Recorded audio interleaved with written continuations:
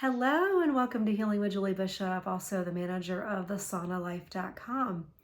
In this video, I want to talk to you about essential tips for first-time beginners or even those of you who have been using a sauna for a while. Tips that will help you have a great sauna session so that you enjoy and experience what your body needs during and after the session. The first thing that I recommend is that you prep your body by cleaning it. And I know this is going to sound weird to you, like, Julie, why do I need to clean my body before I get in a sauna and I sweat? And the answer is that if you've just come from the gym or work, obviously your body is going to have some sort of dead skin or impurities or dirt, depending on where you've come from. And once those pores open, once vasodilation occurs and the pores open, you do not want to be reabsorbing any of that impurity, dead skin, or that dirt into your pores. So if the body is as clean as possible when you start, and you're also taking a towel and wiping off the sweat while you're in the sauna, you're not going to be reabsorbing toxins. So you want to make sure that your body is clean before you get in the sauna. Next, I recommend a quality binder. And a binder is a combination of herbs, usually fulvic acid and humic acid. I recommend either Zuma Nutrition or Cellcore Biosciences. They have a binder called Biotoxin Binder. The Zuma Nutrition one is called Fulvic Acid and Minerals Binder. I'll put the link up on the screen for you to order those. What is a binder? A binder actually is a supplement or an herb that's going to bind or mop up the toxins. So when we are sweating, when the pores are open and all those toxins are releasing, they're also recirculating through the body. And we don't want them to recirculate to other organs or to the brain. So the binder grabs on to those toxins and allows it to mop them up so that you can either excrete it via urine or release it via bowel movement. So I highly recommend a binder. It will help you to have a lesser, what we call Herxheimer reaction. Some people get headaches after the sauna. They feel dizzy.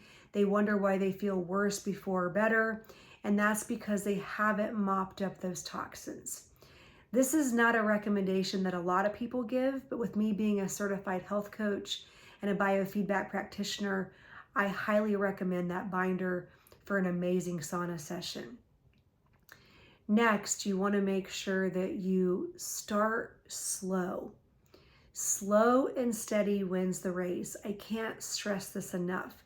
Now, if you are a longtime sauna user and you've been using the sauna for years, then this doesn't really apply to you. You can handle high levels of heat. You can be in there for an hour and feel fine.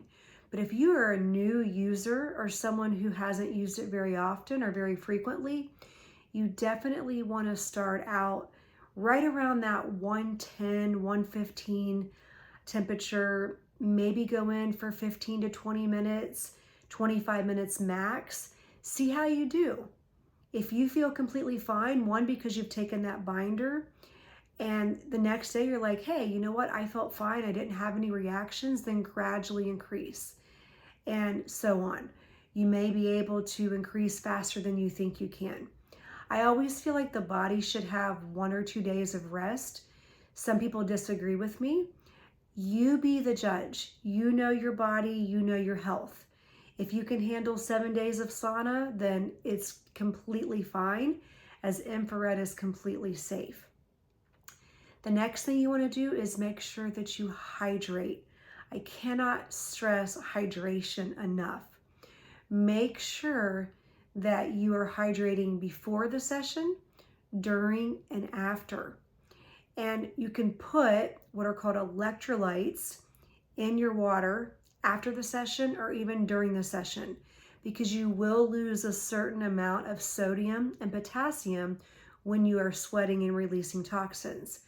So sometimes people will say, oh, I feel really dizzy after the sauna. That's because you've lost those electrolytes that give you homeostasis and give you balance, especially sodium and potassium. Those are key minerals that the body needs, even magnesium for that matter. I recommend LMNT, raw unflavored electrolyte, or liquid IV. And they're just little packets that you can put into your water. With that said, please make sure that you only bring a glass water bottle into the sauna.